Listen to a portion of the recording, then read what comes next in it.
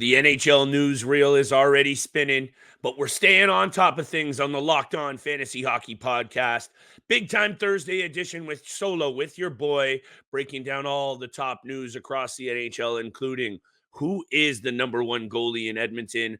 Andrei Svechnikov still not back in Thursday's big time betting board. Thank you so much for joining us. Let's get this paper. You're Locked On Fantasy Hockey, your daily podcast on fantasy hockey. Part of the Locked On Podcast Network, your team every day.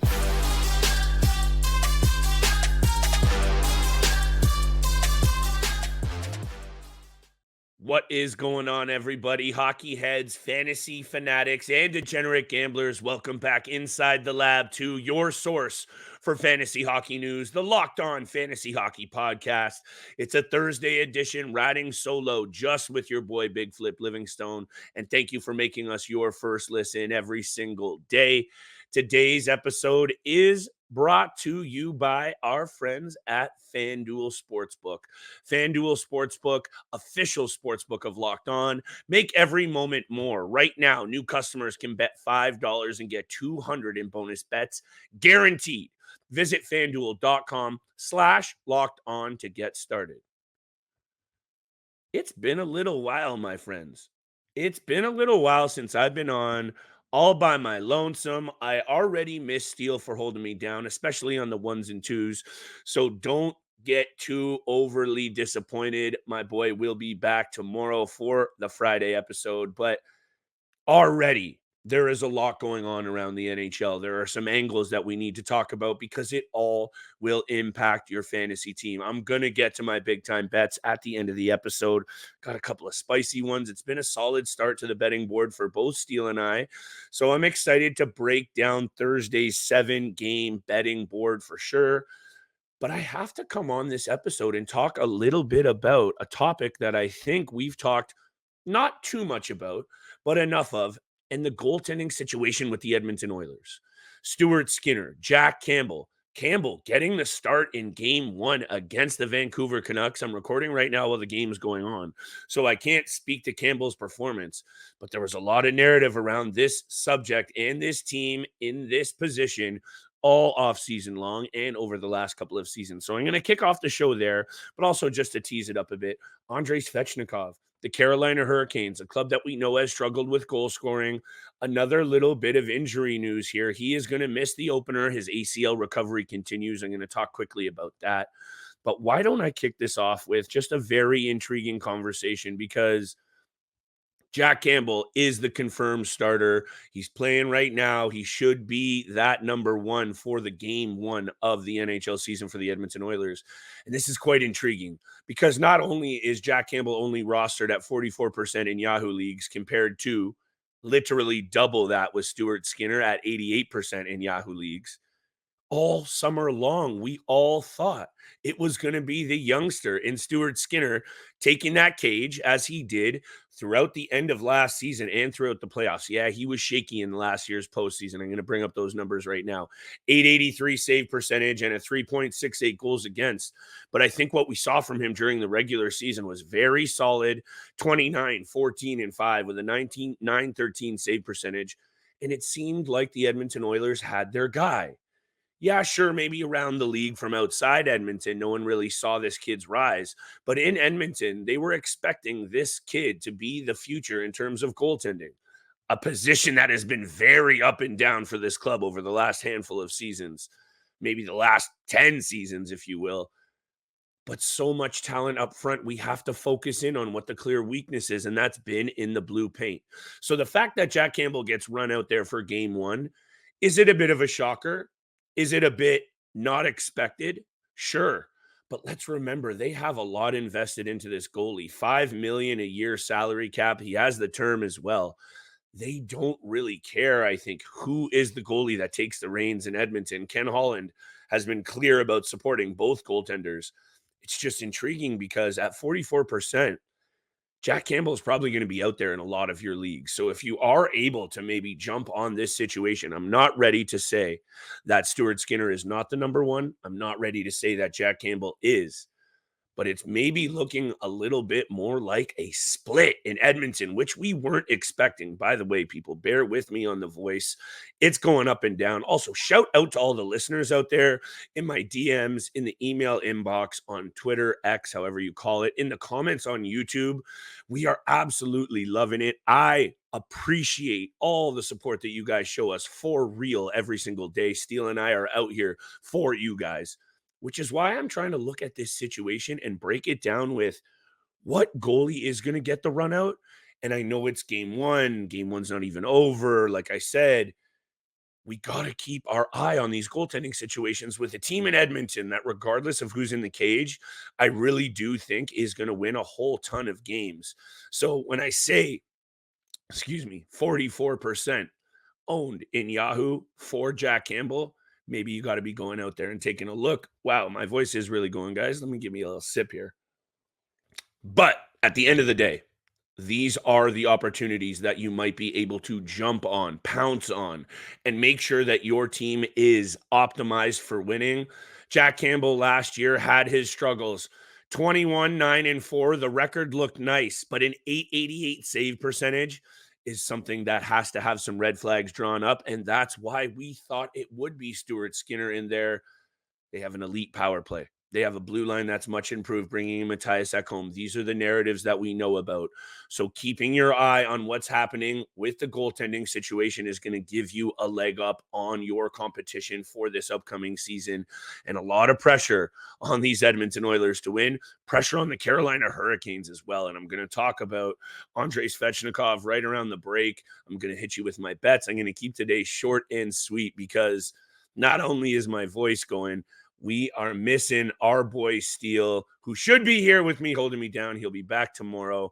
But today's episode is brought to you by FanDuel.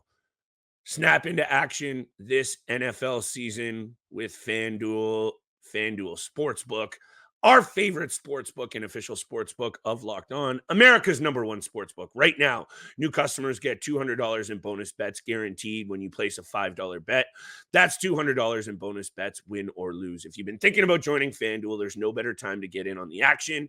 The app is so easy to use, and a wide range of betting options include spreads, player props, over-unders, and more. Visit FanDuel.com/lockedon and kick off the NFL season in style. That's FanDuel, official partner of the NFL. Guys, thank you so much for tuning in. Thursday episode. I'm riding solo. I'm on the ones and twos here. The audio might be a bit choppy because of my voice, but I continue to show love to you guys who show love to us. The Edmonton Oilers situation was the first one that I wanted to talk about. It's intriguing that Campbell might be getting the run out first over Stuart Skinner, but given all that money they have invested, maybe it's not. And when you look at what the Carolina Hurricanes have invested into Andrei Svechnikov, who tore his ACL back in March, he was expected to be ready this season for the start of it. 23-year-old power forward had 23 goals, 32 assists last year in 64 games. And I think Steele and I have highlighted kind of maybe at length, this guy brings the hits. He brings the PIMs. He really can be a banger league fantasy beauty. And, 2 years ago, 69 points in 78 games. An ACL injury is an ACL injury. And if we're going to talk about the impact before I even just touch on that fantasy side of things, because I think I saw him slide in a number of drafts this year, Andrei Svechnikov's absence from this lineup. Yeah, they brought in Bunting. So up front right now, it's looking like Bunting, Aho, and Jarvis. I love me some Seth Jarvis. Teravainen, Kotkaniemi, and Nate Cash on the second line. The bottom six leaves a lot to be desired, and we already know, as I bring up these numbers, that the Carolina Hurricanes can struggle to score goals. And when you look at goals for in that Metro division, they fall behind the Rangers and the Devils, and they finish just ahead of the Pittsburgh Penguins. They struggle to get shots on net at times. This is such a balanced squad from a defensive perspective that you cannot help but feel the pressure of offensive production, and losing a guy like Svechnikov is going to really, really hurt this team. To start, at least, I think the pressure is also on in Carolina. Yeah, they've been there. Yeah, they've been making noise in the postseason, but they haven't gotten it done. And before I come back to the fantasy side of Svechnikov, while I take another sip while my voice goes here, guys, shout out if you're still holding it down, because this probably is a tough one to listen to. Hold it down. Svechnikov needs to be healthy, and he needs to be an active producing piece for this club for it to succeed. I really believe in that. And we know he is a stud on the fantasy side of things, because looking at it overall, 347 games in the NHL, he's been able to produce 264 points while also bringing the body, bringing the PIMs, filling out those categories, and he gets over 200 shots a year. I'd like to see him shoot the puck a lot more. I say that a whole ton, but it's true. And I think if he can come back and this team can settle in offensively, they brought in Dmitry Orlov, they bring in Michael Bunting. We know the goaltending is absolutely stacked. They sent Kochetkov to the AHL the other day. This is one of those situations that they can't just keep knocking on the door and not punching through it. They haven't made the Stanley Cup. They need to get some more success in the postseason. And I think, honestly, they're going to get it done this year. I'm buying into what's going on in Carolina, even though the Metro is absolutely stacked.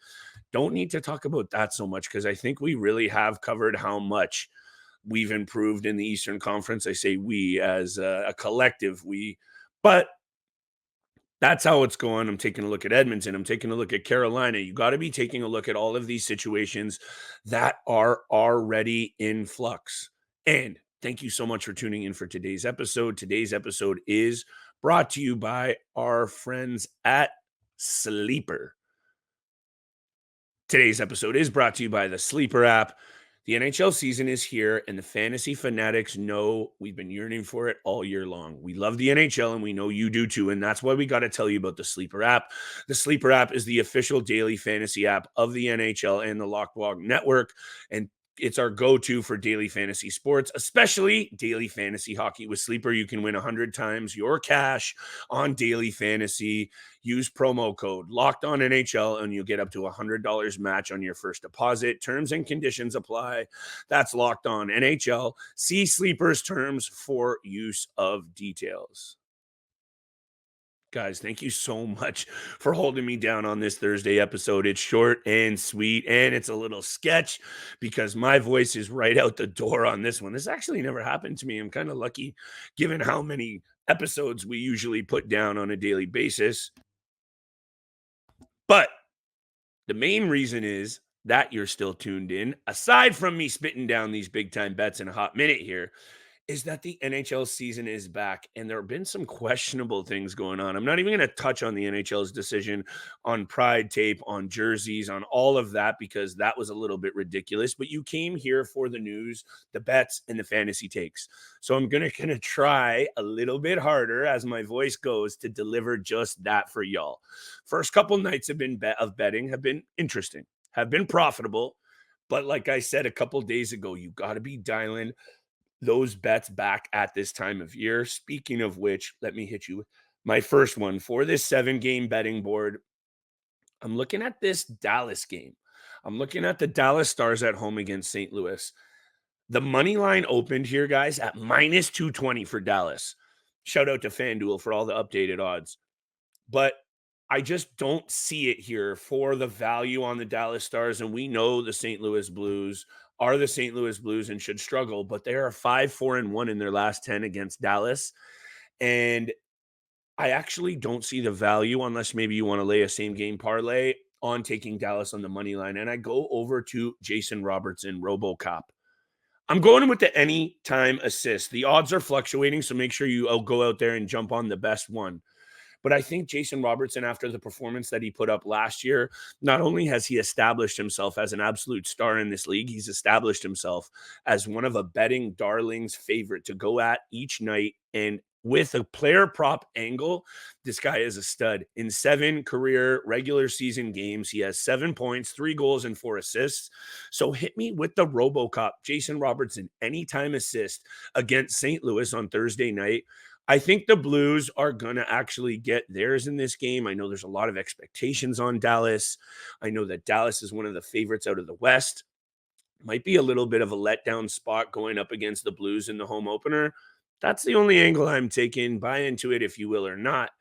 But Robertson has performed in his 7 games, point per game player against the Blues over his regular season career. So let's go with the Jason Robertson anytime assist for my first pick. My second pick, Rangers on the money line here heading into Buffalo. Again, a lot of hype around this Buffalo team, and for very, very good reason. We're not even going to come to the conversation on hating on the Buffalo Sabres because I think they are about to arrive in a very big way. But the New York Rangers have been here. They're established. Shesterkin is not Devin Levi. The blue line stacked with studs and Fox, Trouba, Keandre Miller. I'm going to go with the Rangers on the money line, paying a nice odd at minus 125. Also, let me hit you with this. The New York Rangers haven't lost against the Buffalo Sabres in 10 straight games, a 7-0-3 record. That's not only impressive over the last 13 overall, 10-3 against the Buffalo Sabres. So let's ride with the Rangers here. Sorry, guys. Really, my voice is brutal. Holy, here we go. Last pick, lock of the night. Seattle Kraken on the road, head into playing against a Nashville Predators team that, yeah, okay, it's one game, didn't look too good in number 1 against the Lightning. Seattle 4-1-1 in the last 6 head-to-head. And let me just bring up this number. Last year, Seattle was one of the best road teams in the league, 26-11-4. Only Edmonton and Colorado had more road wins than the Seattle Kraken last year, and I'm going to ride with that angle in this one. Give me the Kraken on the money line, minus 110 as my lock of the night. And guys, I got to sign off in a hurry here. I hope today has been at least a little bit listenable. Voices all over the place. Thursday should be some tasty hockey action. We'll be back on Friday with both Steele and I to break down all of your fantasy hockey needs. Thank you for making us your first listen every day.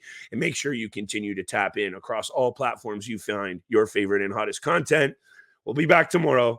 Thank you for joining us.